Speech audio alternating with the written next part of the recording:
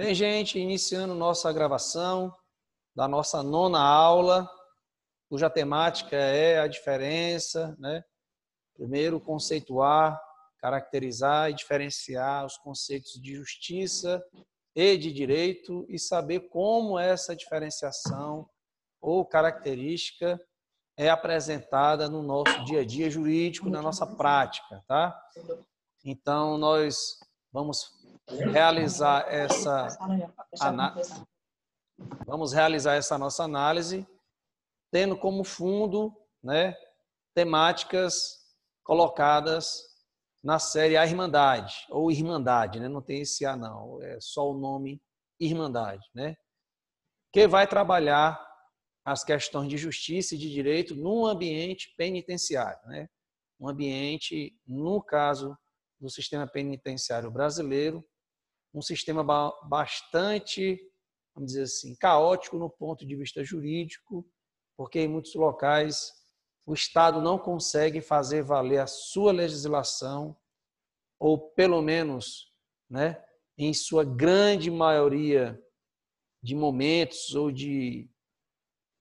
durante o cumprimento da pena do preso, não consegue garantir a plena aplicação de sua legislação. Então, se ele não consegue aplicar a sua legislação, qual é a legislação? Você pode perguntar, então, qual é a legislação? Quais são as regras que estão valendo lá? Se não são as regras legais, as leis do Estado, quais seriam essas regras? São regras elaboradas e impostas pelos próprios presos ou por grupos de presos, né, as chamadas facções criminosas, ou, né, teremos um momento cinzento que ninguém sabe definir qual realmente a regra ou a imposição que está valendo, se é jurídica, portanto, legítima, ou se é violenta, portanto, ilegítima. Aí a gente vai também relacionar essas limitações de uma regra violenta, né, portanto, ilegítima, de uma regra jurídica que tem a legitimidade, a sua base de existência e sua base de validade, ok? Vamos analisar aqui o nosso material, tá? Abrindo aqui na parte final já desse nosso material Prezi, tá? Que é a unidade 6, aulas 23 e 24 já do nosso curso, que tem, né, na série Irmandade, o nosso pano de fundo para apreciarmos os conceitos em torno do que seja justiça, tá? O que muitos, né, num senso comum e às vezes influenciado pela mídia, né, por uma mídia não especializada, acaba absorvendo os conceitos de justiça como se fossem iguais aos de conceitos jurídicos. Ou seja, primeira pergunta para vocês.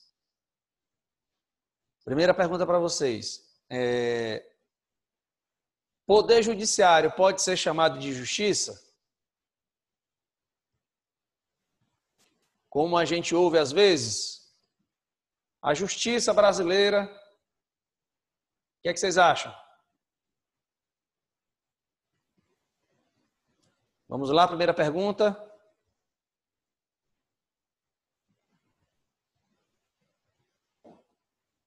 Primeira pergunta, gente. Nara, Natiele, Bruno.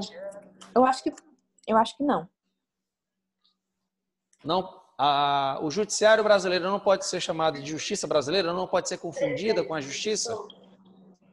Eu acho que não. Por que você acha que não? Não vou saber explicar, mas eu sei que eu acho que não. Não, mas nesse início aí de nossa caminhada, qual você acha que seria realmente o que é justo ou o que é próprio do Poder Judiciário?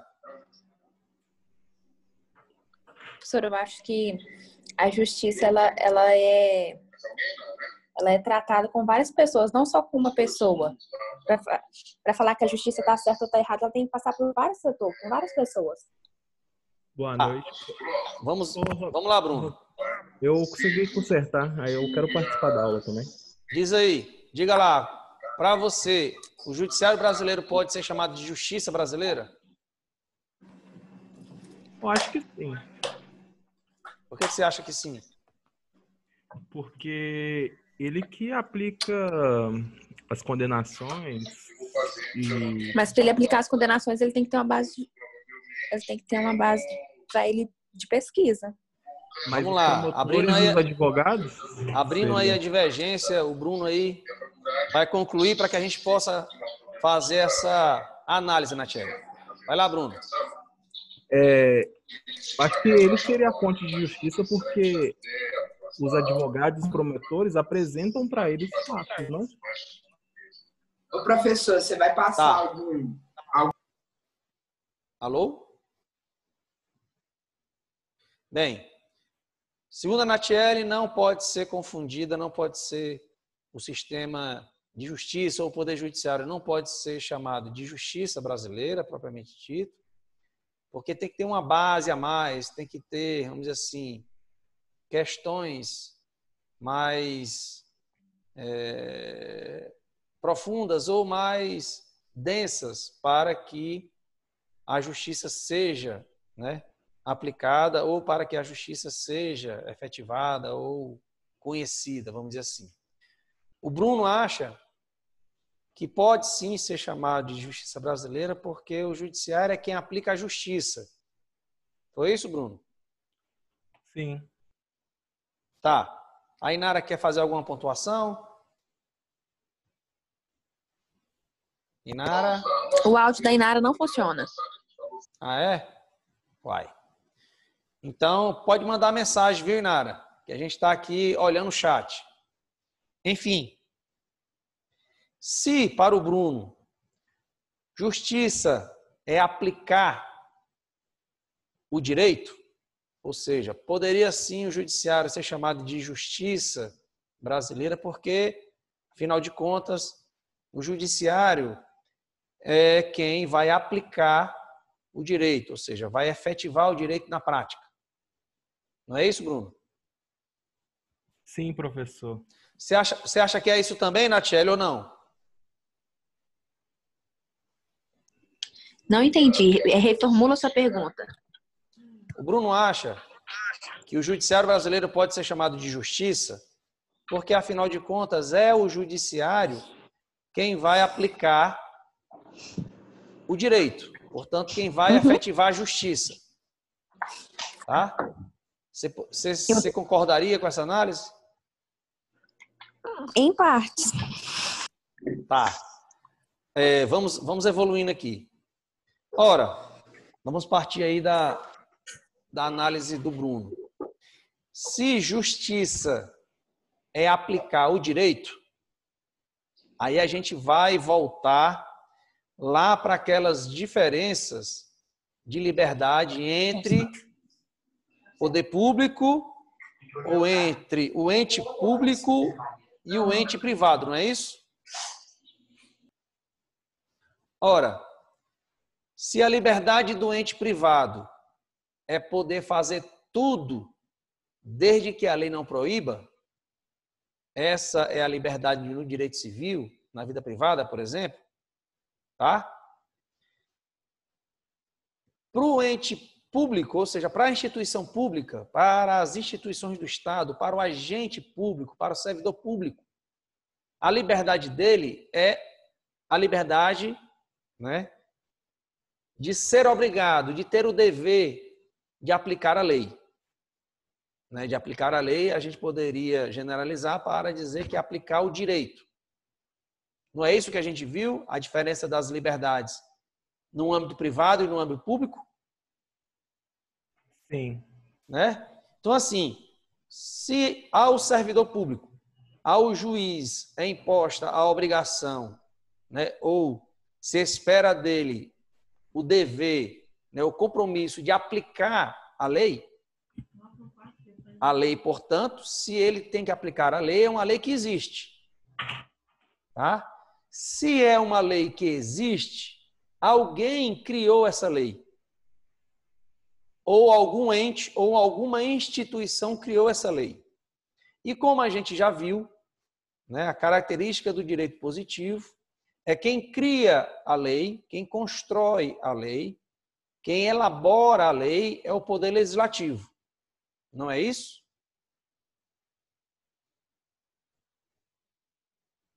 Alguém tem uma dúvida quanto a esses conceitos que a gente trabalhou e está revisando agora? Eu não. Eu tenho. Diga lá, Bruno. Nesse princípio, a gente não... Qual o princípio? Que você comentou agora, a gente não entrega... Eu fui formulando alguns princípios aqui, tá?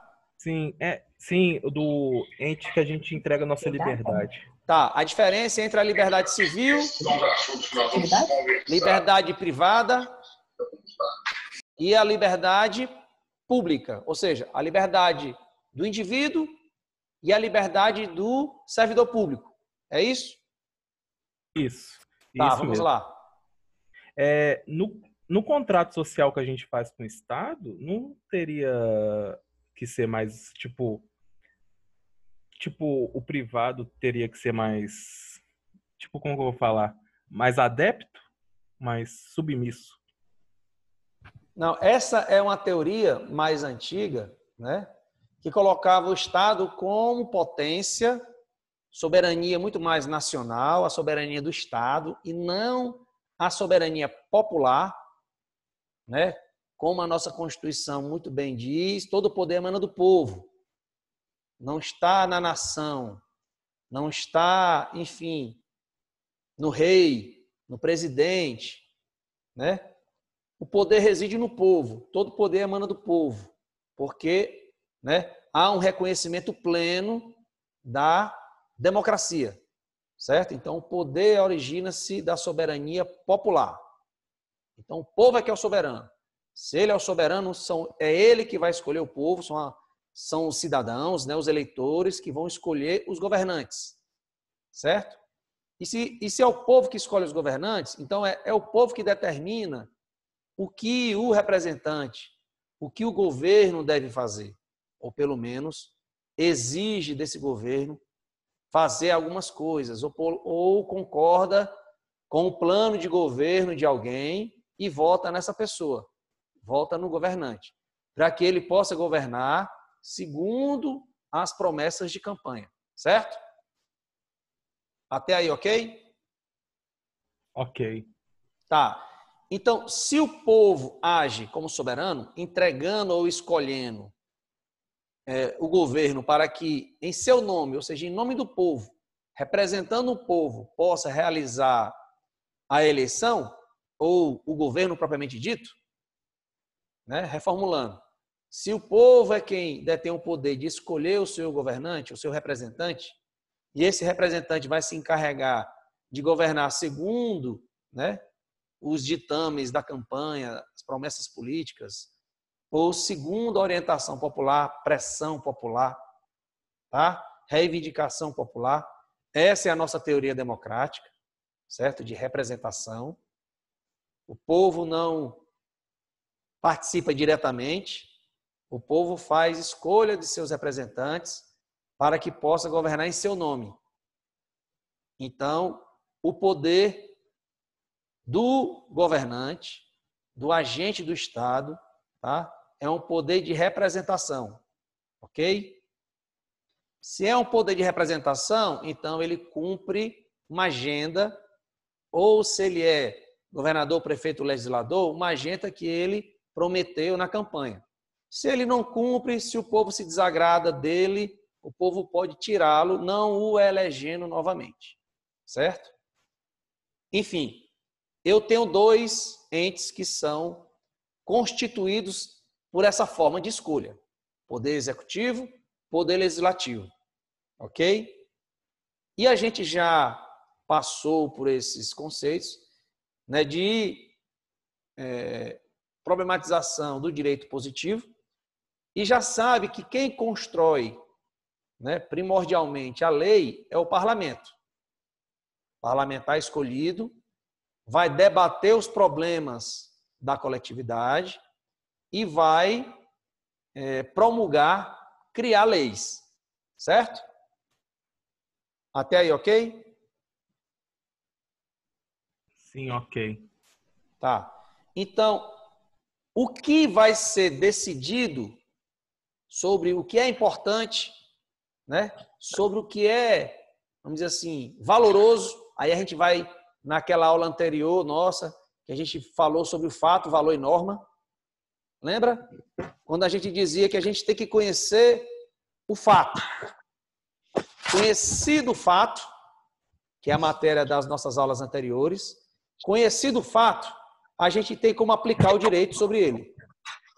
Por exemplo, julgando se uma conduta é lícita ou ilícita, certo?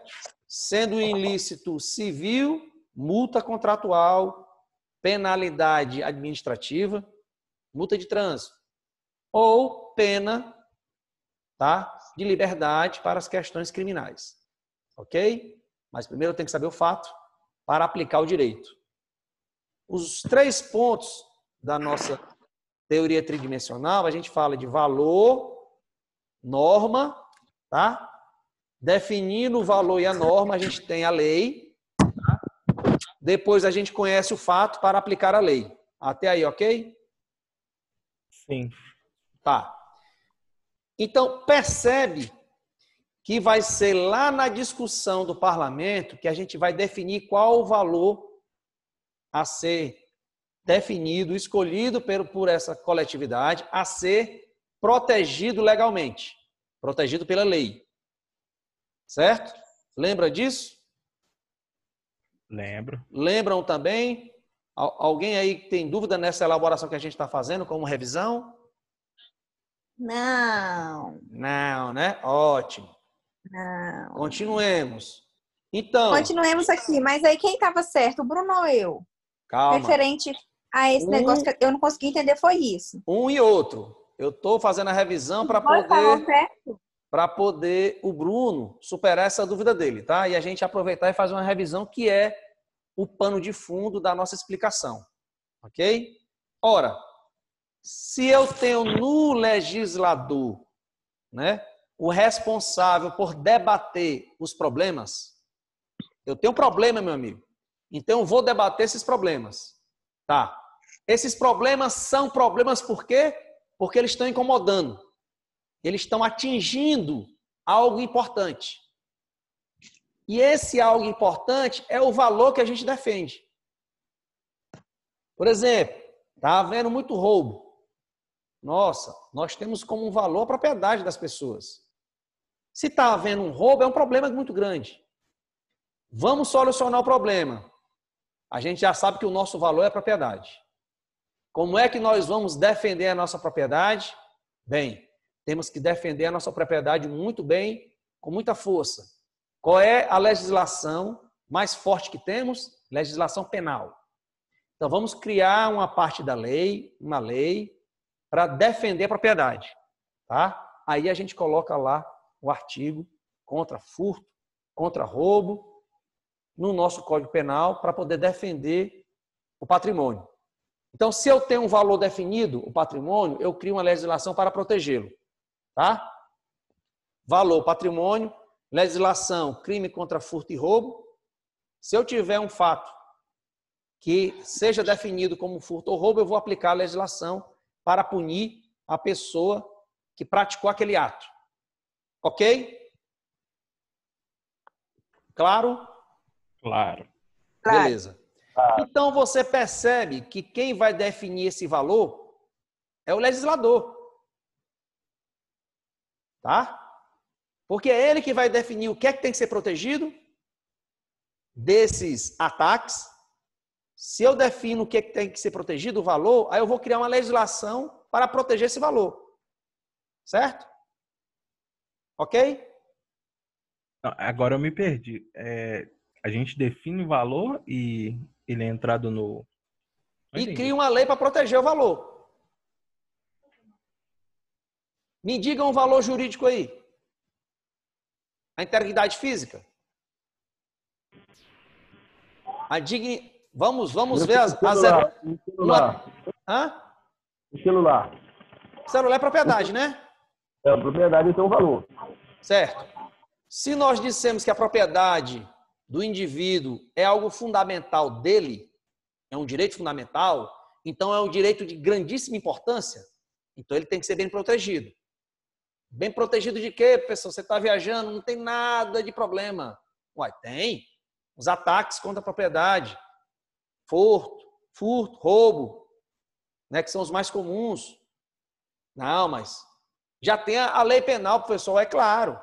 Mas antes de ter a lei penal, punindo o furto e o roubo, eu tenho antes que definir o que seja importante. Se o importante é a propriedade, ninguém tem dúvida disso, definir que a propriedade é importante. Então, eu vou criar a legislação para proteger. Né? Se eu tiver um fato de furto ou roubo, um ataque àquele valor da propriedade, eu já tenho a legislação preparada para ser aplicada. Certo? Compreendido? O Bruno desconectou aí, mas eu acho que ele já está acompanhando essa linha de raciocínio que o Sálvio aí ajudou a construir. Beleza? Ora, para que eu tenha a legislação, eu tenho que ter antes a definição do que é que tem que ser protegido. Então, primeiro eu estabeleço o que é que tem que ser protegido. O que é que tem que ser, por exemplo, nessa pandemia, o que é que tem que ser protegido? Vida, saúde, integridade física, porque você pode sair com sequela. Então, se a vida, a saúde, a integridade física das pessoas, eu tenho que ter normas para proteger esses bens. Não, professor, peraí. Esses bens aí eu acho que são os de maior importância que a gente tem. Ora, então, mais ainda, a importância de eu construir leis fortes que eu diga na hierarquia penal, administrativa, civil, né? Dando multas administrativas, impedindo o estabelecimento de atividade comercial, empresarial, na vida civil, né? Punindo pessoas que, sabendo contaminadas, né? Propagam a moléstia, né? Cometendo crime, né? De propagação de moléstia grave. Então, a pessoa... No caso do governo, também essas medidas do governo aí para preservar o emprego, né? Medidas de redução de salário, isso aí também entra como uma medida de... Claro. Dos bens? Porque o que é que foi definido na nossa Constituição nos direitos sociais? Né? O valor do trabalho, a gente tem como princípios, né? Objetivos, garantir o livre exercício da atividade privada, ou seja, as empresas, né, o empreendimento do ser humano na sua vida privada, mas, ao mesmo tempo, os valores sociais do trabalho. Por que que eu tenho que defender e tenho o valor social do trabalho? Porque é pelo trabalho. Aí a gente teve até uma live muito bacana hoje com o nosso professor convidado, professor doutor Gilberto Bercovitch, que apontou que é pelo trabalho que o ser humano constrói não só a sua dignidade, mas se apropria dos conceitos de direitos. Não, eu tenho direito a uma vida boa, eu tenho direito a um emprego, porque é através do emprego que eu obtenho renda. E com essa renda eu posso viabilizar a minha vida com um espaço adequado que eu julgue próprio de mim, que me dê dignidade. Então, esse valor social do trabalho, né, que através do trabalho eu tenho renda, tem que ser protegido. Porque se não for protegido, a pessoa fica sem renda, fica sem direitos, porque não tem como exercer esses direitos, porque faltam os meios econômicos para o exercício desse direito. Então, eu vou selecionando ou eu vou definindo muitos valores, que aí é onde a gente tem a nossa Constituição, nos direitos fundamentais.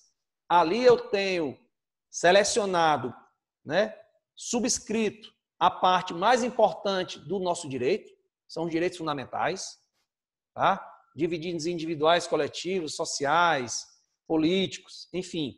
Defino essa gama grande de direitos fundamentais do ser humano e aí eu vou construindo leis, tá? Código Civil, Código Penal, tributário, direito eleitoral, de trânsito, para efetivar na prática a proteção ou o exercício desses direitos que estão lá na Constituição, né? No título lá de direitos e garantias fundamentais do indivíduo, do ser humano.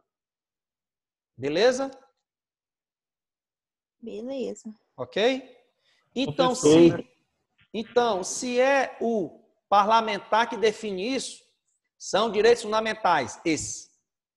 Tá? Não venha contestar, não, porque está lá na minha Constituição, são direitos fundamentais, não venha com lero-lero. Enquanto tiver a minha Constituição, está lá garantido e assinalado expressamente no texto, na parte inicial, quais são esses valores, quais são esses direitos fundamentais que eu tenho. Já defini isso porque eu já tenho a minha Constituição, só que quem cria a Constituição, como a gente sabe, é o parlamento, né? Não é isso? Sim. É o Congresso. Quem cria as leis? O Congresso. Não é isso? Claro que o presidente, porque nós estamos num sistema presidencialista, tá? Ele participa da construção dessas leis, ou sugerindo, pressionando politicamente, né? Porque pressão política quer dizer debate político. Lembra que quando a gente tem um problema, a gente vai debater esse problema para encontrar solução. Nós temos um gigantesco problema de saúde, que é a pandemia do coronavírus, que resulta em um problema gigantesco que exige da nossa política um debate para encontrar soluções. Quem são os escolhidos para debater essas soluções? O Congresso e o presidente, a nível federal, de União, né? Tem a Assembleia e o governador, a nível estadual, e vai ter a Câmara e o prefeito a nível municipal. São os escolhidos por nós na eleição anterior. Então, eles é que vão protagonizar esse debate. Passado o momento do debate, passa a ser o momento da criação da lei.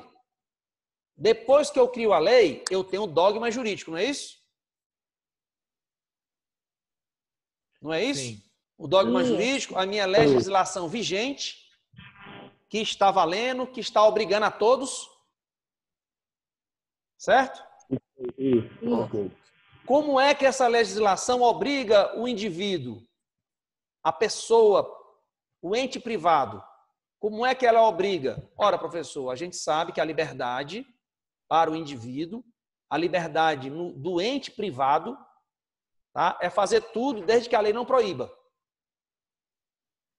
Você é livre, livre iniciativa, livre exercício, construção da sua vida, desde que você não descumpra algo que a lei proíba. Ótimo. Se a lei não me proibir, eu estou livre para construir minha vida. Tá? Essa obrigação para o ente privado é o contrário. A obrigação legal do ente privado, não. A obrigação legal do ente público, do servidor público, do agente público, é o compromisso, é a obrigação de cumprir estritamente a lei. Não é o princípio da legalidade. Não, eu só posso fazer aquilo que a lei determina. Se eu for servidor público e lá no meu cargo diz que a minha função é essa, eu tenho que realizar o que está escrito ali. Ô, professor, Ah, mas não teria um... eu não sei se tá certo, mas não teria tipo umas instâncias para definir a lei, não? Tipo, vereador, senador, deputado. ué, mas é o que a gente acabou de dizer. Eu não entendi, então. É o legislador. Quem são os legisladores? Vereador, deputado, estadual, a nível municipal, vereador. Quem é que colabora com a Câmara para a construção das leis? O prefeito. Certo? Então, Certo. executivo e legislativo interagem politicamente para a construção da lei a nível municipal. Ah, sim. A nível estadual, o deputado estadual lá na Assembleia e o governador, porque o nosso modelo é presidencialista. Então, o executivo é dividido do parlamento e tem, vamos dizer assim, cabeças, lideranças diferentes. Por isso a gente escolhe vamos dizer assim, o mandatário do executivo e nós escolhemos os legisladores a nível municipal, vereador, a nível estadual, deputado estadual, e a nível federal, deputado federal e senador. Tá?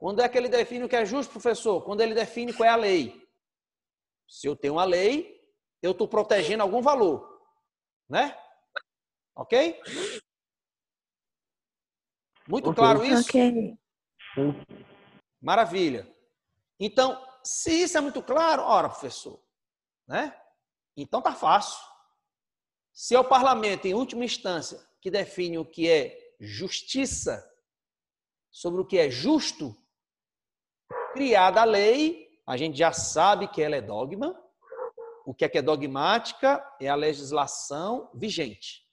É o ordenamento jurídico vigente. Eu gosto muito de utilizar a figura simbólica do vade-mecum. Por quê? Vamos dizer que o vade-mecum congrega toda a nossa legislação vigente. Então tá lá. Nossa legislação vigente, né, é a dogmática jurídica, porque é ela que nos orienta a como proceder. Nós, no ambiente privado, eu posso fazer tudo desde que eu não descumpra a lei. E se eu descumprir, eu vou levar alguma pena. Uma pena criminal, uma pena administrativa ou uma pena civil. Mas eu posso fazer qualquer coisa se eu não estiver descumprindo a lei. Já o servidor público, o agente do Estado, ou o Estado propriamente dito, ele só pode realizar aquilo que a lei determina. Tá?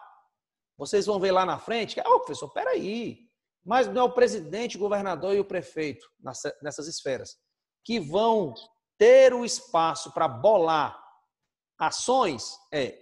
A gente tem que dividir dois momentos. A ação política dele, em que ele bola projetos, bola políticas públicas para implementar algo que ele quer ou foi eleito para fazer. Aí ele vai no parlamento, constrói ou tenta construir a lei.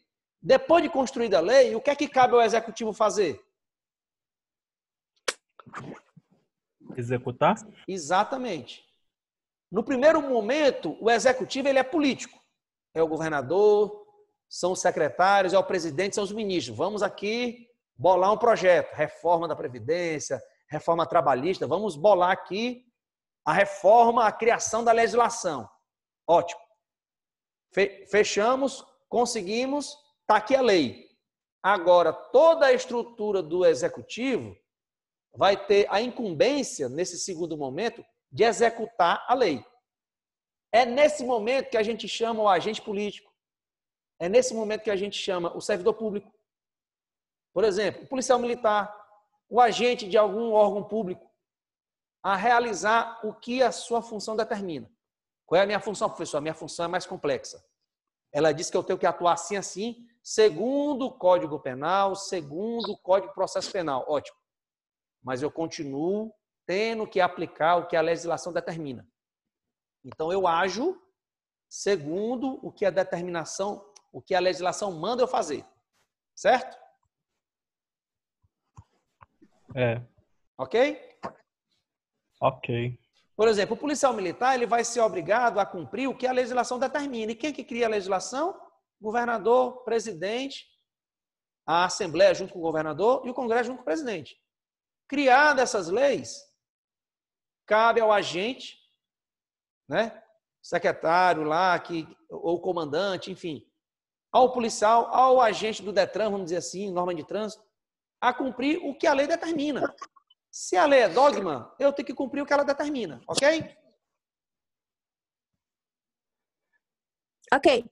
Tá? Então, superei, professor, essa questão do que é o problema, discutiram lá, colocaram projetos de lei, amadureceram, votaram, criaram a lei. Chegou para mim a dogmática jurídica, a lei já vigente. Ótimo. O que é que resta agora? Aplicar. Certo? Certo? Sim. Eu ouvi um ok? Ok. Então, já defini, já superei esse complicador, né? E já sei que justiça é aquilo que o parlamento diz que é, ou define que é, ou escolhe o que é, ou decide o que é. Sai do parlamento aquilo que seja justiça. Alguma dúvida quanto a isso? Não, agora ficou bem claro. Ok, Nara, também? Está sem áudio? Olha o dedinho dela aí. Ok, então. Então, moleza. Se agora eu sei que a justiça é aquilo que o legislador diz que é, porque é ele que vai dizer o que é a lei, né? E a lei sendo criada, a lei vai ser criada para proteger alguma coisa, algum bem jurídico, algum valor jurídico, certo? Ah, pessoal, mas esse valor jurídico aí tem a origem lá na religião. Esse valor jurídico aí tem a origem lá na moral. Bem, pode até ter origem, influenciou o parlamento, tem religiosos, tem pessoas que apreciam a conduta moral adequada, mas essas influências vão ser objetos de debate. Lembra? Passou o debate, a lei foi criada. Pronto. Eu tenho a minha lei, eu tenho a minha dogmática, e o que resta para todos nós agora é aplicar a lei, aplicar a dogmática. Então, cabe ao executivo e cabe ao judiciário aplicar a lei, aplicar a dogmática, portanto, aplicar aquilo que o legislador decidiu. Certo? Sim, ok. Beleza. Então, para o nosso Estado democrático, tá? Em que o povo escolhe o representante, em que o povo escolhe o seu governante, tá? Para este modelo de democracia, a gente já sabe que a justiça é oriunda das escolhas dos representantes eleitos pelo povo. Não é isso? Sim, é isso mesmo. Então, é justiça, no nosso caso, já amadurecido, né? Já depois de tantos embates, sofrimentos, enfim, guerras, chacinas, as atrocidades que a humanidade foi capaz de perpetrar, né? A gente conseguiu amadurecer um conjunto forte de leis que a gente hoje, né, tem a condição de dizer não, todo o nosso direito é positivado. Por quê? Porque é criado pelo parlamento. Então, todas aquelas questões que a Antígona enfrentou, ou que a antiguidade enfrentou, a Idade Média, ou até há pouco tempo, sobre, né, o peso do Estado absolutista, dos Estados ditatoriais, passados por tudo isso e chegados na nossa democracia, a gente tem um conjunto de leis do nosso país e um conjunto de tratados internacionais que vão nos assegurar que todo o direito construído, positivado, vamos dizer assim, tem a sua completude. Ele é completo, professor. A gente tem a nossa Constituição detalhada, temos as nossas leis, então tudo que é de valor, de justiça, está tudo lá, né? Nós já criamos, então tudo está positivado. Ou está lá na Constituição, ou está nas leis. Então esse valor de justiça, ou o que é justo, ou o que são os valores de justiça, os direitos fundamentais, aquilo que é dignidade humana, está compilada na nossa Constituição e nas nossas leis. E se essa Constituição e as leis foram criadas pelo parlamento, então o parlamento teve o trabalho, ou pelo menos tem um trabalho de positivar tudo, deixar tudo escrito, deixar tudo previamente conhecido. Ok? Ok. Tá? Então, se eu perguntar de novo, Bruno, o que é justiça? É a decisão do parlamento. Certo. Então, quando o executivo e quando o judiciário fazem justiça? Quando eles aplicam a lei decidida pelo parlamento. Fechou. É isso mesmo, tá? Então, para o juiz, ou para o policial, ou para qualquer ente do Estado, agente do Estado, funcionário público, fazer justiça, o fazer justiça dele é nada mais, nada menos do que aplicar a lei. Certo? Certíssimo. Então, o que é um juiz justo? É um juiz que aplica as leis. E o contrário disso, o que é um juiz injusto? Que aplica o que vem à cabeça, né? Tipo, ele acha que é isso. É aquele que descumpre a lei aplicando outra coisa. Possa ser o que ele inventou, o que ele construiu, ou ele desafiando o parlamento a aplicar o que ele acha correto para a lei. Né? Essa lei aqui está ruim, eu vou mudá-la para aplicar outra coisa. Certo? Ô, A professor, gente tem isso? Tem. Diga lá. então aquele caso que o senhor mostrou pra gente do juiz que falou que a mulher era do capeta, Né? é, Olha, ele pega a Lei Maria da Penha. A Lei Maria da Penha é a escolha do Congresso, com a participação do presidente. Tá? Finalizamos as escolhas, aquela é a nossa lei. É ela que tem que ser cumprida. O que cabe, qual é o papel do juiz? Aplicar a lei. Não é vir com os seus valores religiosos ou morais querer corrigir a lei. Querer dizer, não, concordo não. Parlamento aí, junto com o presidente lá, nessa época ou em épocas posteriores, não construíram uma boa lei ou tiveram chance de revisar essa lei e não fizeram. Então eu, né, que sou o senhor de todos, senhor da razão, é que sei o que é justo para essa questão. Então eu vou refazer essa lei aplicando aquilo que eu ache correto. Certo? certo. São entendimentos ou são comportamentos, ações assim que escandalizam. Assim, gente, a pessoa não fez nada e foi presa? Ou, não, a pessoa fez algo errado, mas não é crime. Por que ela foi presa? Ou, uai, eu tenho direito. Como é que você, a autoridade do Estado, não reconhece o meu direito? É sua obrigação aplicar a lei. Como é que você não aplica a lei? E isso é tão valioso que há um crime, né, de prevaricação. Ou seja, o servidor público é obrigado a aplicar a lei, ele não obriga por alguma razão. Ele não aplica por alguma razão. Tá?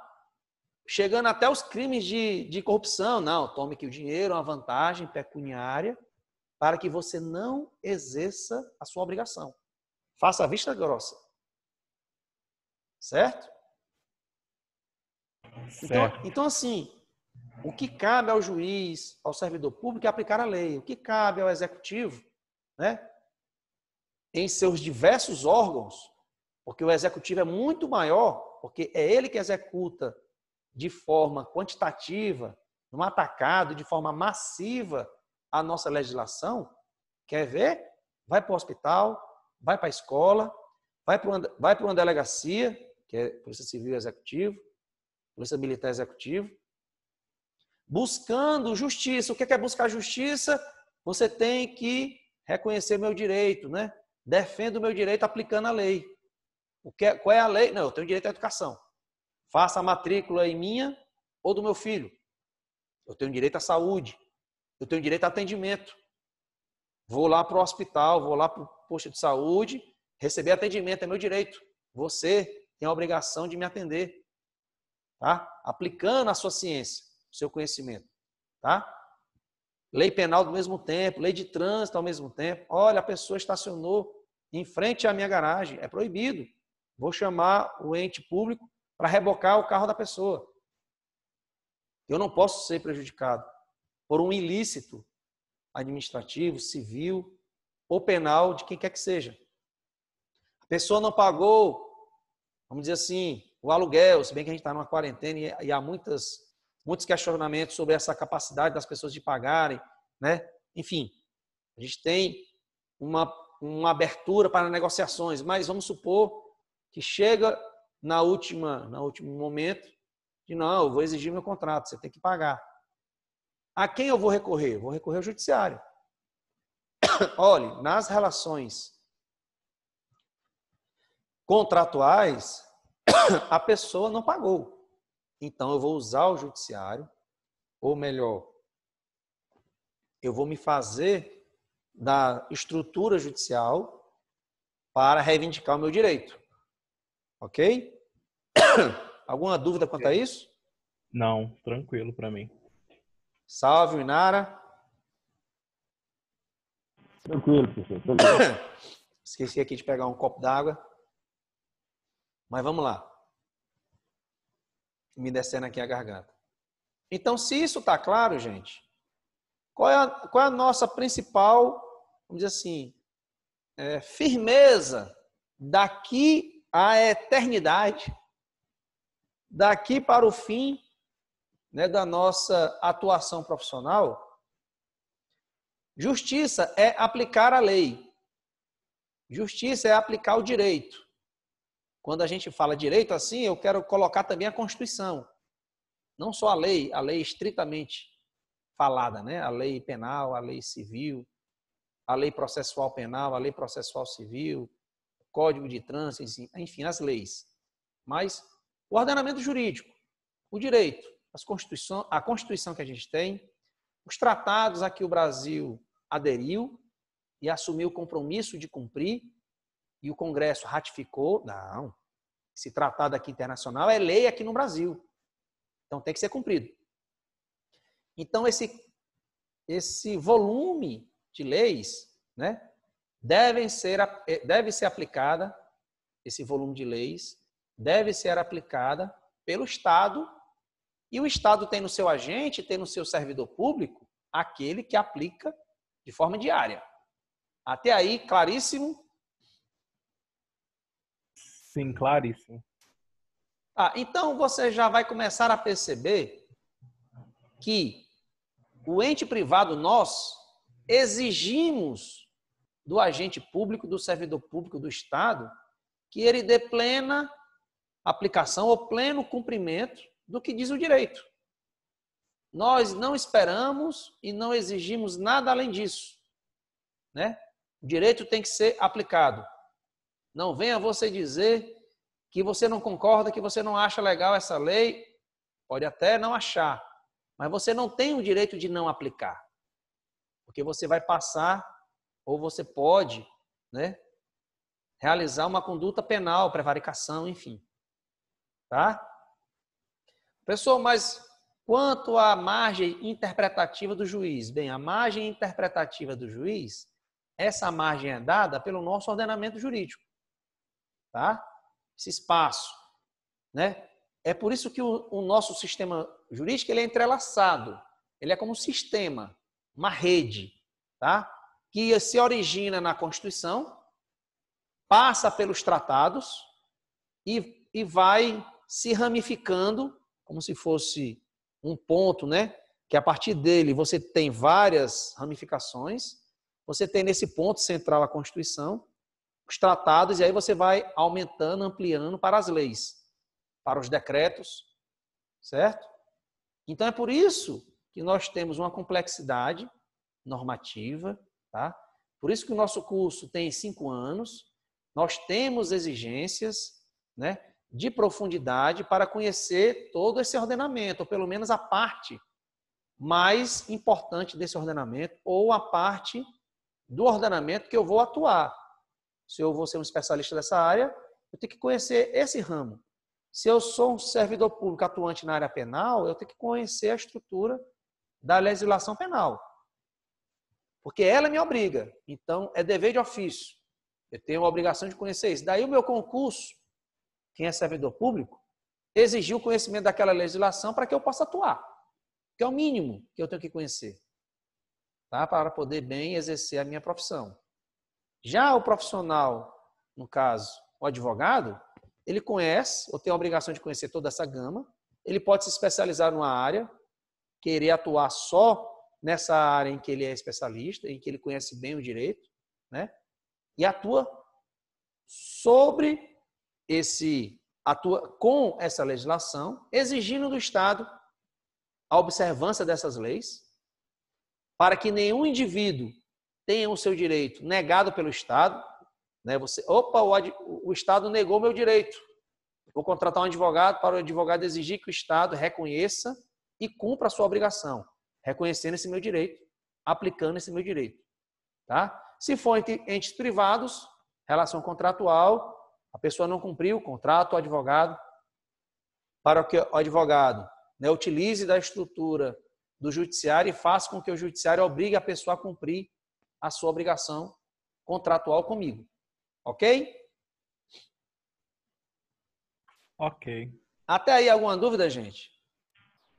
Não, tá tranquilo. Por mim tá tranquilo. Tranquilo, Tá bem né? claro, bem claro. Então, a gente vai avançando para esses tópicos, né? Pertinência ao nosso material. Né? Primeiro, o que é que a gente tem? O que é justiça? Você pode perguntar, a lei injusta? Aí você... Depende do ponto de vista, né? Qual? Esse é o X aqui. Lembra que na nossa democracia, se somos nós que escolhemos os representantes para que eles possam construir as leis, o que é justo é aquilo ou são as leis que o parlamento decide ou constrói. Não é isso? Sim. Né? Então, bem, professor, não tem essa de escolher não, professor. A gente está numa ditadura, ninguém escolhe ninguém, ninguém elege ninguém, né? O pessoal lá está mandando a base da força. Então aí você quebra toda a estrutura de legitimidade, porque o povo escolhendo é quem dá legitimidade para o representante ter esse poder. Porque lembra que o representante, ele tem o poder de representação. Então, com esse poder de representação que o legislador tem, que o deputado tem, tá? Ele, representando a população que votou nele, ele vai, né, portando esse poder de representação, criar leis. Não sozinho, junto com os demais. Tá? Entendido aí? Sim. Então, primeira pergunta, primeiro desafio. Se na democracia não há lei injusta, porque é construída plenamente através da população, né, por seus representantes, então as leis, né, são pelo menos formalmente justas, porque criadas dentro do sistema democrático, através de escolhas de eleições. Não foi isso? Foi. Foi sim. Então, se a gente tem uma ditadura, então as ordens, as leis que essa ditadura cria são leis ilegítimas. Não é? Sim. Não, meu amigo. A gente não Não, votou. não, é o regime, mas é o regime que tá vivendo, hein? Agora? Não estou falando agora. No exemplo da ditadura, né? Se você está sobre uma ditadura, a lei que está valendo é aquela lei. É Você a lei da violência, né? a lei da violência. Então, essa lei da violência é injusta, porque ela é ilegítima, porque a pessoa que está mandando ou criando essa lei não foi escolhida pelo povo. Tá?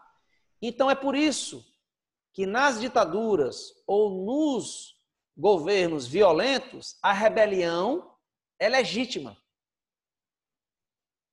Ora, eu não vou apanhar calado. Eu posso até, como estratégia de sobrevivência, ficar calado. Não, tudo bem, eu estou aceitando, eu estou obedecendo. Mas se é uma estratégia de sobrevivência, lembra que a gente também atende à ordem do ladrão. Quando o ladrão, com a arma em punho, manda que a gente faça alguma coisa. A gente sabe que a ordem do ladrão é ilegítima, mas em um comportamento de autopreservação, nós obedecemos aquela ordem. Ok? Mas, ô, professor. Professor? Pois não? Mas e por que então as pessoas estão pedindo para que volte a ditadura? Que eu vi até no... Bem, há pessoas que não apreciam a liberdade que têm. Ou, né, a gente tende a achar que é por boa fé. Então, a pessoa, para a pessoa pensar algo assim, então o que é que ela está pensando? Bem, eu não gosto da minha liberdade.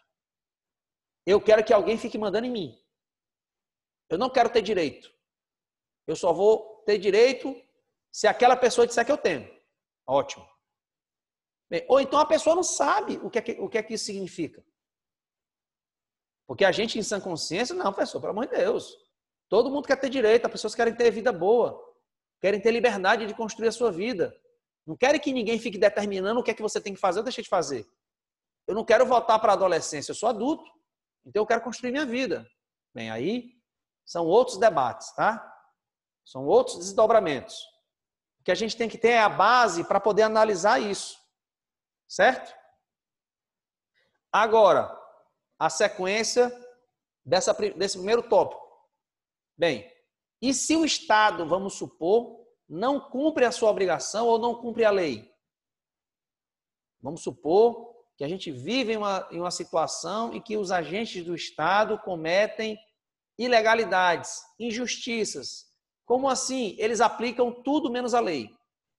Ou eles estão aplicando a lei em uma parte e estão negando a aplicação da lei em outra parte. Isso causa revolta? Causa. Ou pode causar revolta, né? Pode. Né? Agora, imagina isso, né, no nosso sistema penitenciário. Ih, professor, aí você pegou pesado. Porque o senso comum diz que o criminoso não tem direito. Uai, todo mundo tem direito. Né? Se eu sou um criminoso e fui apenado, recebi uma pena, eu tenho que cumprir aquela pena. Sem sombra de dúvida. Como é que eu vou cumprir a pena? Dentro do que a lei determina. Qual é a lei, professor? Lei de execução penal. É ela que me diz como é que eu vou cumprir essa pena? Exatamente. Quem é o fiscal dela, professor? O fiscal dela vai ser o promotor da execução penal e quem vai analisar é o juiz da execução penal. Quem é que vai poder falar pelo preso? O advogado lá dessa ação, né, na execução penal. Ótimo, então eu tenho uma estrutura própria para isso, própria para examinar isso.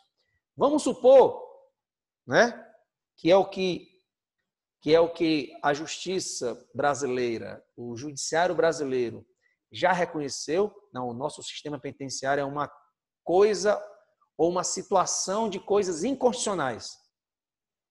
Como assim? Há uma sistemática negação de direito, descumprimento de direito, violações, violências. Uai, professor, então ali é um caldeirão em que a qualquer hora você pode se rebelar, que as pessoas lá dentro não vão aguentar não terem os seus direitos reconhecidos. Pô, e é isso que acontece. Tá? Ou, né, se a gente for analisar, a depender das situações, há rebeliões, né, que o pano de fundo são maus tratos ou o descumprimento das leis pelo Estado. Certo? Claro que a gente não é ingênuo, a gente sabe que também há rebeliões que são realizadas por determinações de facções criminosas para alcançar um determinado fim. Mas há também rebeliões nesse sentido que o fundo ou o pano de fundo são maus tratos, são descumprimentos da lei de execução penal. Ok? Ok? Ok. Pessoal, você está exigindo demais, ninguém nem viu que é lei de execução penal. Eu só estou fazendo referência a uma lei para que a gente volte à dogmática jurídica. A gente volte a... Não, tem uma lei, tem. É essa aqui. Eu poderia falar a Lei Maria da Penha. Qualquer lei. Contanto que a gente saiba, o Estado tem a obrigação de aplicar essa lei. Se não aplica, está cometendo ilegalidade, uma injustiça. E isso pode levar a complicações, revoltas, rebeliões. Tá? Tanto em posto de saúde, como em escolas, como na relação de trabalho, tá? Como na relação de moradia, as pessoas podem se revoltar por alguma coisa. E isso também pode acontecer, como acontece lá, acontecendo também no sistema penitenciário. Se a lei não for cumprida, ora, se o Estado não cumpre a lei, como é que o Estado quer que eu cumpra a lei? se ele mesmo não cumpre? Certo? Certo. Certo. Alguma dúvida quanto a isso? Até então, não. Por mim, não. Beleza, né? Podemos prosseguir? Sim. Vamos lá. Eu acho que aqui vai ter esse clipe. Espera aí, deixa eu colocar aqui o... Não sei se vai dar certo, para que vocês possam ouvir, tá? Deixa eu fazer aqui um truque tecnológico, tá? Vamos lá.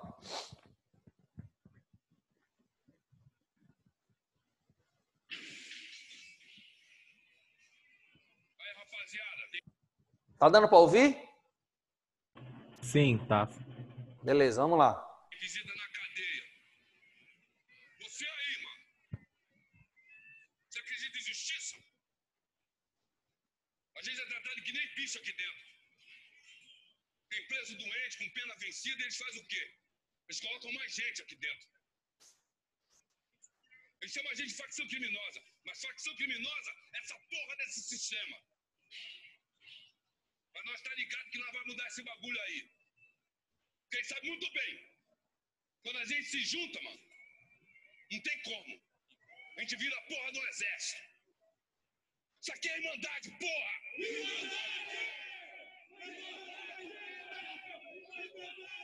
Correr pelo certo é um caminho sem volta.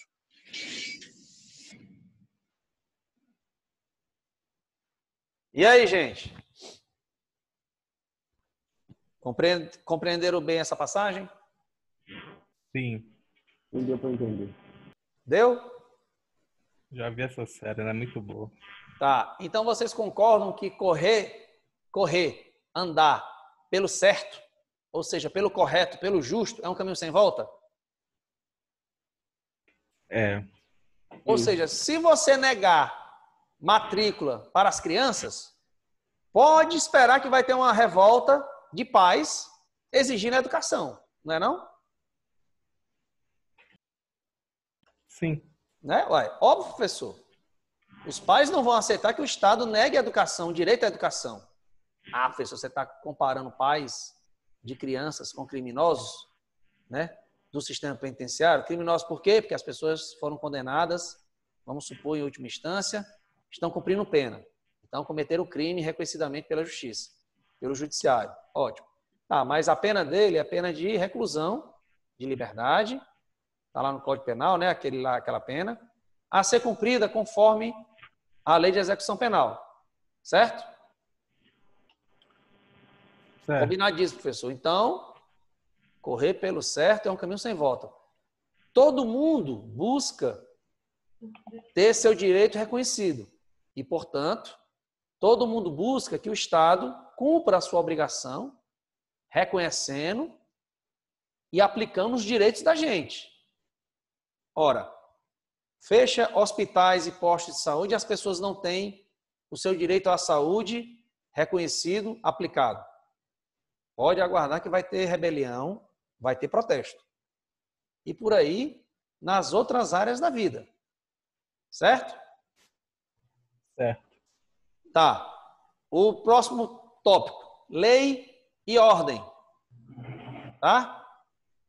O que é que esse nosso próximo clipe vai mostrar? Uma passagem lá em que ele diz assim, olhe, aqui a situação é muito delicada, muito excepcional. Então eu tenho que jogar o jogo deles para fazer justiça. Tem.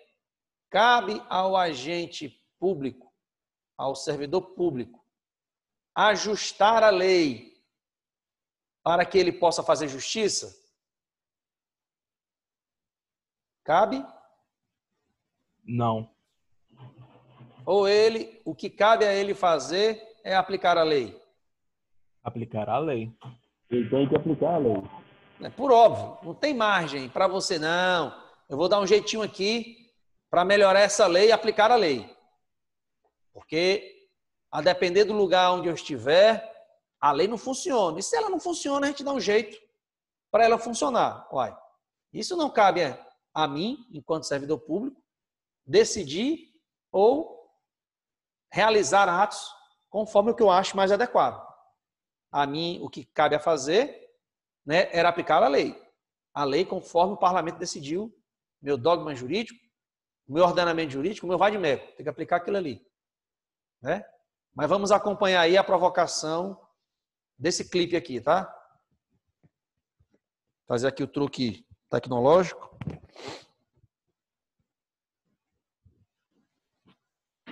Porra da perna aí, ladrão. Costa a cara na grade e bater a mão na cabeça, caralho. Tá olhando o quê, vacilão?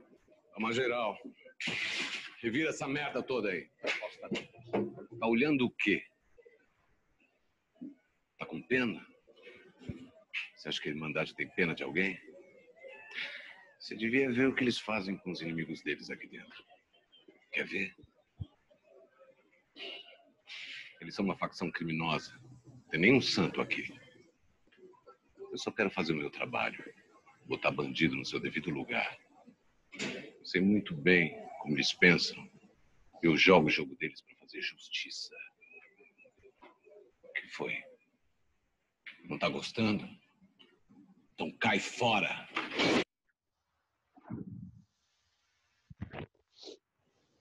Compreendido essa parte aí? Essa não.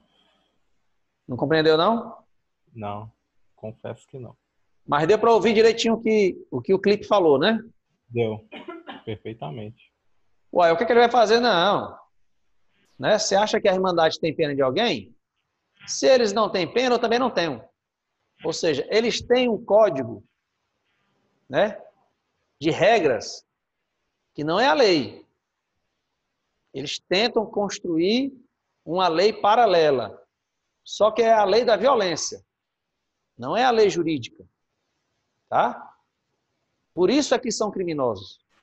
Porque eles adotam uma regra que não é a lei. Então, eles agem contra a lei. E o que cabe para o criminoso que age contra a lei? O que cabe ao criminoso é a pena prevista pela lei. Certo? Tem um outro momento que ele fala, né? Eu coloco o criminoso no seu devido lugar. Qual é o devido lugar do criminoso do preso? O devido lugar do criminoso do preso é numa, vamos dizer assim, numa cadeia pública, uma cadeia, né? Cujas regras ou os procedimentos são definidos em lei.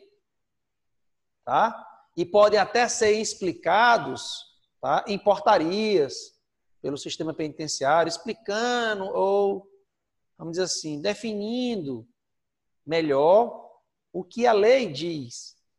Então, toda portaria, todas as regras que devem reger esse ambiente são regras já previstas em lei. O que essas portarias fazem é explicar melhor a aplicação dessa lei. Nunca ela pode ir contra o que a lei determina, porque a lei é mais forte. Tá? O que a portaria ou o decreto vão determinar é uma explicação ou uma aplicação detalhada dessa lei. Mas nesse detalhe, eles não podem ir contra a lei. Sempre a favor da lei, aplicando a lei. Tá? Então, o devido lugar do preso é o lugar que a lei de execução penal define. Certo? Segundo os regramentos dela. Não é segundo o que o agente público diz. Tá? Porque o agente público ele vai efetivar aquilo que a lei de execução penal diz e aquilo que a portaria, regularizando aquele presídio, né, as relações da corregedoria, enfim. Vamos organizar a aplicação dessa lei conforme a lei. Beleza? Sim, beleza. Ok até aí? Sim, Ok. Agora então, o agente público ele pode jogar o jogo dos criminosos? Não. Ele pode utilizar da brutalidade dos criminosos? Não. Retribuir brutalidade. Eles não têm pena de ninguém, então a gente também não tem pena, não. Não. Olha, a minha regra de conduta é a lei que determina. E a minha lei é justa. Porque é a lei criada pelo parlamento. Não é essa a lei da violência da facção criminosa. Por sinal, eu luto ou efetivo a minha função, né, combatendo essa lei da violência que ousa agredir ou descumprir a lei jurídica, a lei penal, por exemplo. É em razão disso que a minha função existe, para poder combater esses atos, né? Esse ato, esse fato. Então, eu vou combater aplicando a lei, simplesmente. Nem mais, né? Com abuso de autoridade, nem menos com prevaricação. Né? E sempre no sentido, na medida da lei. É a lei que me dá a medida. Quem dá o jogo é a lei. Não sou eu que vou analisar esse jogo. Certo? Deu para entender agora? Deu sim, professor. Deu. Beleza, seguindo aí então. Tá? Agora passamos para o tópico legalidade, legitimidade. A legalidade é a lei, certo? E para a lei ser jurídica, ela tem que ser legítima, tá? No nosso caso, a lei jurídica é legítima se ela é construída pelo parlamento, dentro das regras da democracia. Quais são essas regras da democracia, professor? Temos liberdade de escolher os representantes para, depois de os representantes escolhidos por nós, esses representantes possam fazer ou reformar as leis. Então, a lei que esse representante fizer ou reformar é legítima porque ele tem esse poder. Quem deu esse poder a ele fomos nós, os eleitores, que os escolhemos para que ele fosse lá e realizasse sua função. Qual é a função do legislador? Criar lei, reformar leis e fiscalizar o devido cumprimento dessas leis pelo executivo e pelo judiciário. Ok? Certo?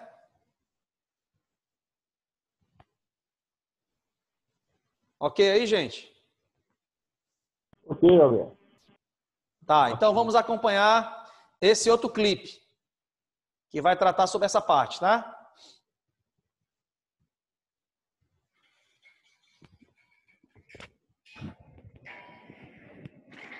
Isso aqui é irmandade, porra.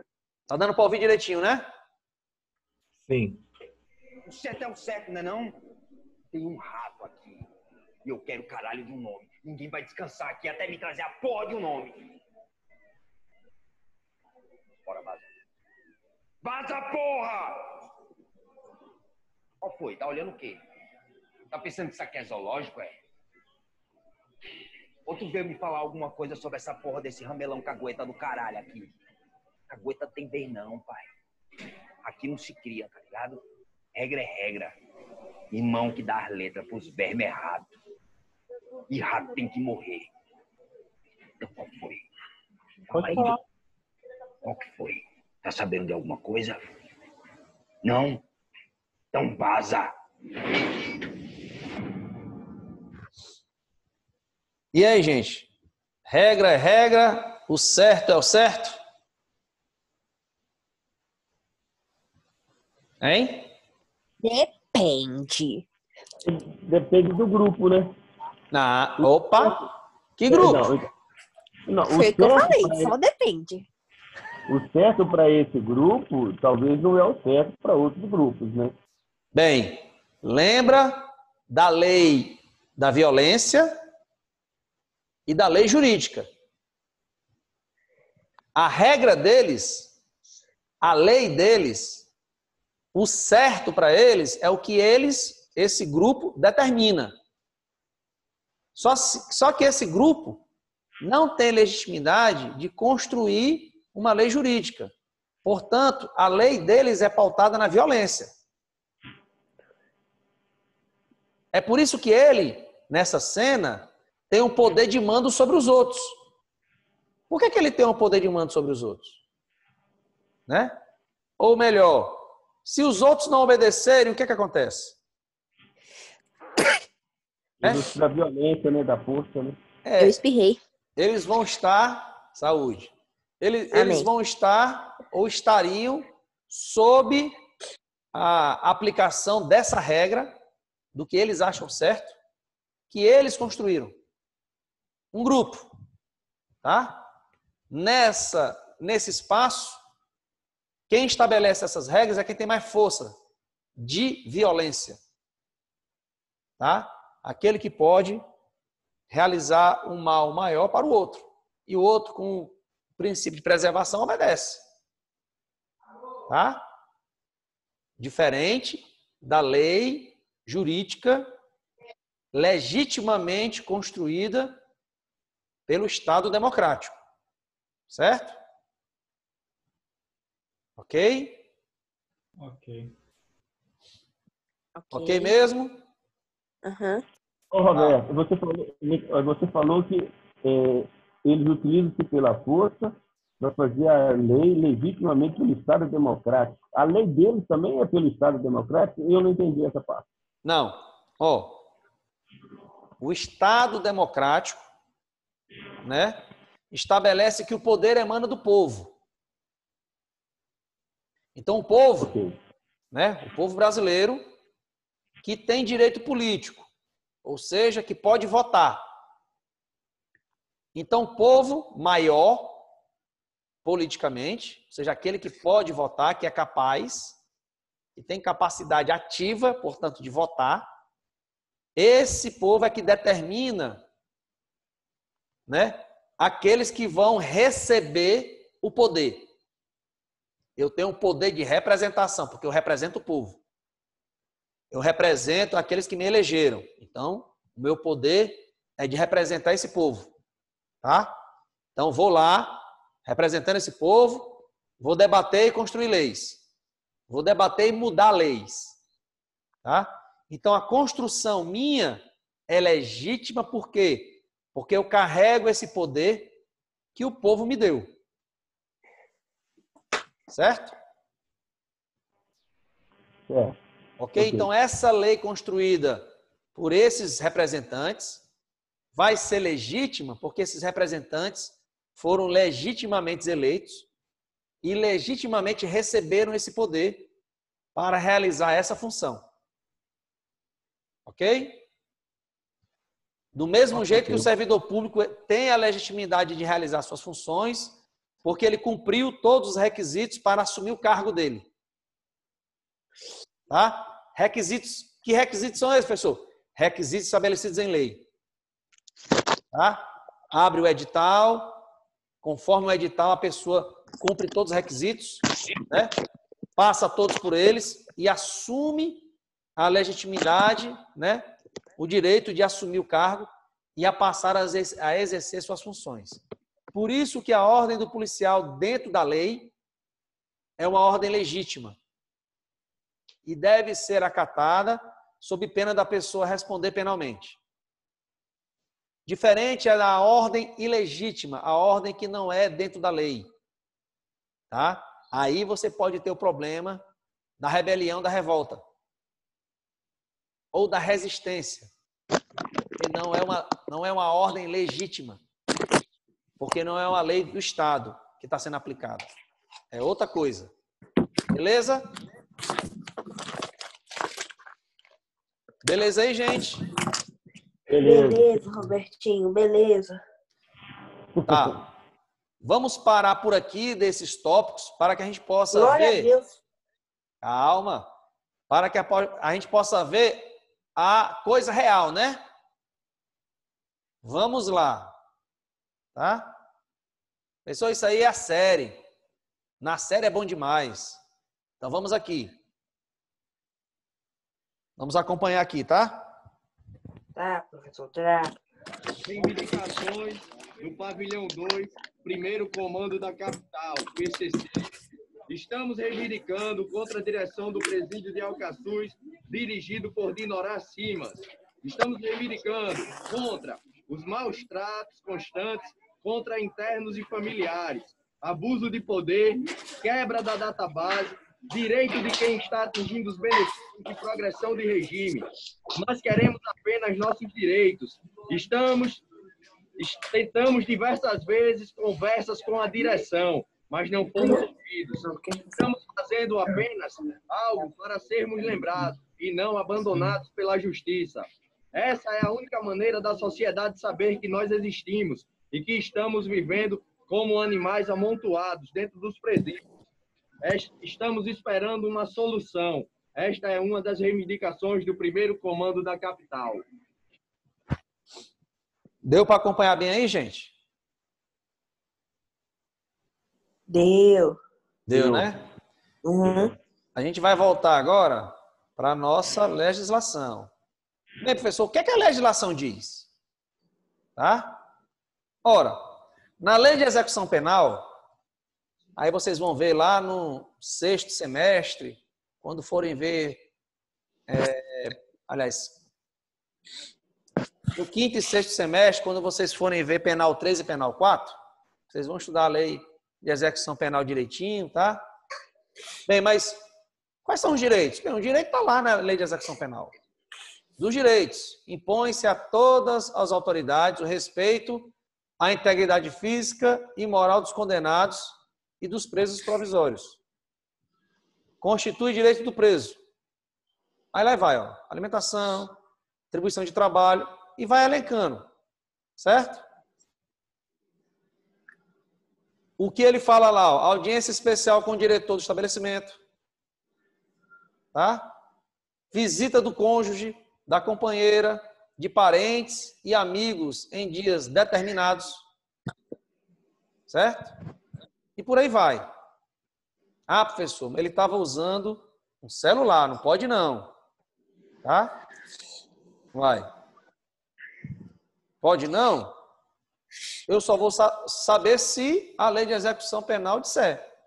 Vai falar lá, das faltas disciplinares. Comete falta grave o condenado à pena privativa de liberdade que incitar ou participar de movimentos para subverter a ordem ou a disciplina, fugir, por aí vai. Possuir indevidamente instrumento capaz de ofender a integridade física. Aí lá está aqui, ó. Inserido em 2007.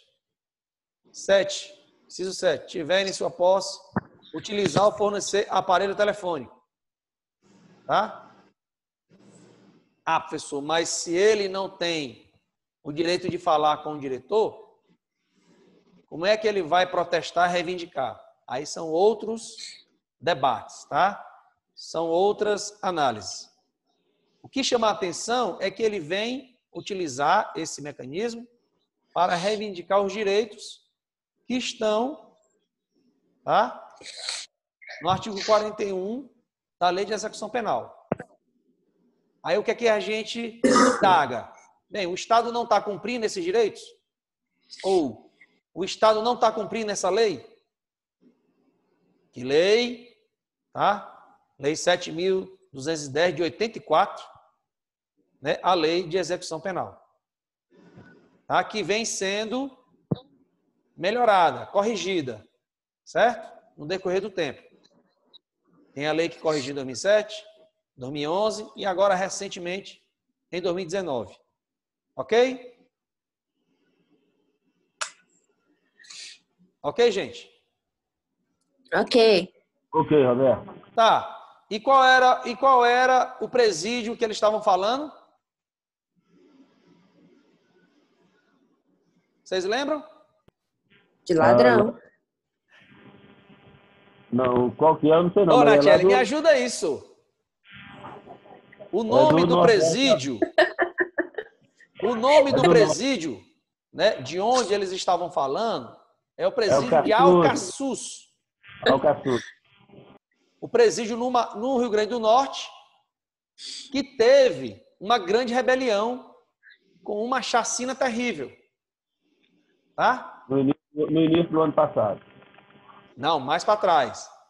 Vamos aqui acompanhar o vídeo que trata, né, de como estava, ou pelo menos um ano depois, que é aqui o tema da reportagem, como é que se encontrava o presídio de Alcaçuz, ok?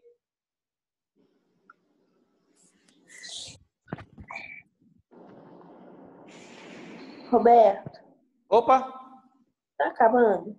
tá, essa aqui é a última. Ah, glória a Deus.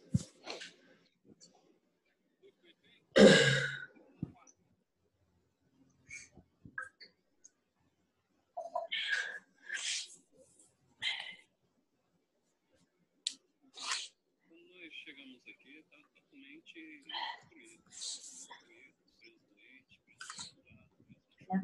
Colezinho lá pra casa. estruturar o sistema, estruturar o pessoas. Começou a estruturar o pessoas, ou seja, conseguimos ter o controle, conseguimos reformar os pavilhões, conseguimos implantar uma doutrina, conseguimos treinar os agentes, capacitá-los, equipá-los. Então, tudo isso foi feito dentro da nova metodologia da doutrina de contenção de sistemas penitenciários. Então, fazendo isso, a gente começou a dar assistência médica. Quando nós chegamos aqui, a gente teve mutirão da Polícia Militar ajudou a gente, o SAMU ajudou a gente a justamente reverter esse quadro. E nós fizemos todo esse trabalho de reestruturação do sistema e domínio total do sistema, ou seja, o Estado queimando. O Estado não reconhece facção, o Estado faz o seu trabalho sem negociar e sem aceitar qualquer intervenção de preso, qualquer solicitação de preso, ou seja, a gente faz o que está dentro da lei.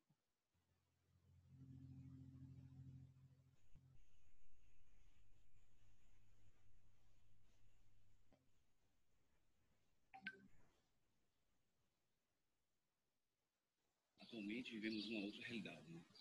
Então, o que foi feito em Alcaçuz foi somente uma reforma. A reestruturação de toda a estrutura física, né? Então, hoje, trabalhamos com a segurança aproximada.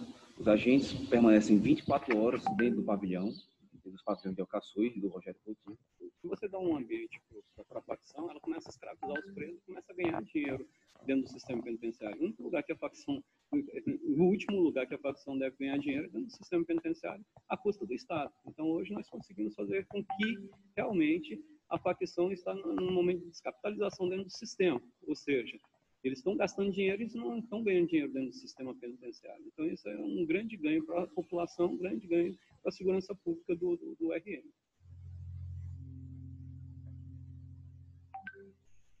Pode ter tentativa de motim que vai ser sufocado de imediato. Dentro dos 5 primeiros minutos, eles vão ter uma resposta à altura.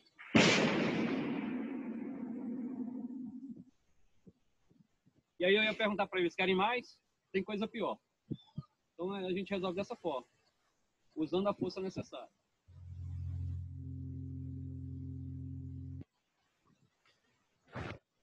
Ok aí, gente?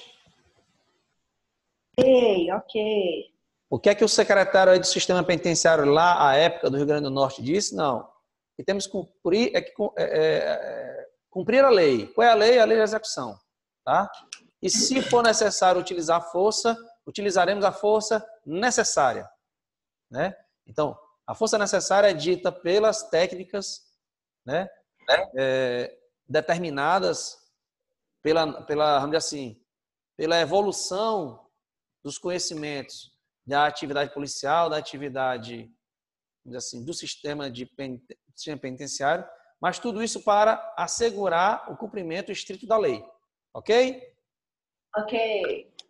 Então, paramos por aqui e amanhã a gente retorna para poder finalizar e tentar construir de uma forma bacana a análise de algumas questões em torno aí de rebelião, de problemas no sistema penitenciário, beleza?